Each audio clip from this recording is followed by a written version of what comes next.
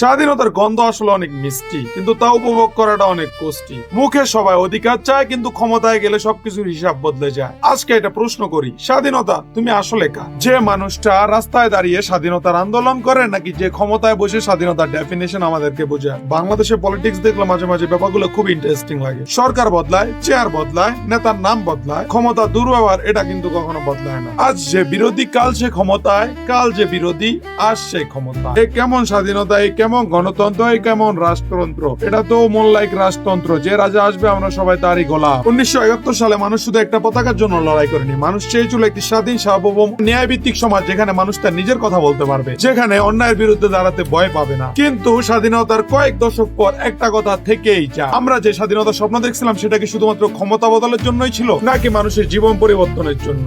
দেশের আসল স্বাধীনতা শুধু মানচিত্র দেখা যায় না, দেখা যায় মানুষ কতটা নিরাপদ, কতটা কথা বলতে পারে, নিজের স্বাধীনতা নিয়ে কতটা তার নিজের অধিকার সরকার থেকে আদায় করে নিতে পারে। রাজনৈতিক ক্ষমতা পরিবর্তন স্বাভাবিক।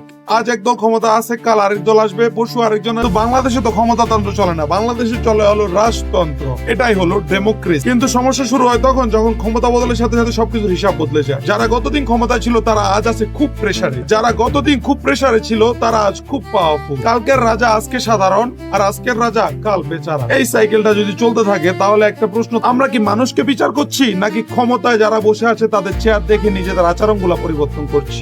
এখনকার পলিটিক্যাল সিচুয়েশন দেখলে মাঝে মাঝে মনে হয় এটা একটা বড় ফ্যামিলি ড্রামা। সকালে সবাই বলে দেশের জন্য কাজ করতে হবে, দুপুরে বলে তুই আগে কর তারপর আমি করতে, বিকালে বলে তুই এটা কি করলি, তোর লাগে তো দেশ শেষ, আর রাতে পদত্যাগ ভাই পদত্যাগ, সবার পদত্যাগ করা উচিত। কালকে সকালে নতুন সরকার ঘোষণা হবে, আর দিনের বেলা আমরা যাদের দেখি একে অপরের বিরুদ্ধে কথা বলছে, রাতে কিন্তু তারা একসাথে বসে বিরিয়ানি খায়। বাংলাদেশের এই পলিটিক্যাল সিচুয়েশনের স্ক্রিপ্ট রাইটারটা যদি আমি পাইতাম রে ভাই, মজা মজা। একটা প্রশ্ন আছে, সমস্যা কিন্তু আসলে ব্যক্তি না, সমস্যা হলো আমাদের পলিটিক্যাল কালচারে, যেখানে আমাদেরকে বোঝানো হয় ক্ষমতা মানেই সবকিছু, আর ক্ষমতা হারানো মানে বিশাল বিপদ। কিন্তু একটা হেলদি ডেমোক্রেসি কখনো এমন হওয়ার কথা ছিল না। আজ তুমি সরকার, তোমায় আমার দরকার, কাল আমি সরকার, আমার তোমায় দরকার। এখানে আমি আর তুমি, আমরা দুজনই একই দেশের মানুষ। দল বদলাবে, সময় বদলাবে, কিন্তু মানুষের অধিকার কখনো বদলানো উচিত না। স্বাধীনতা শুধু একটা শব্দ না, এটা কোনো সেলিব্রেশন না। স্বাধীনতা মানে আমি আমার মত প্রকাশ করতে পারবো, আপনি আপনার মত প্রকাশ করতে পারবেন। আমি অন্যায় করলে আপনি আমার চোখে আঙ্গুল দিয়ে দেখিয়ে দিতে পারবেন আমি কি ভুলটা করছি, আর আপনি অন্যায় করলে আমি আপনার চোখটা তুলে নিব।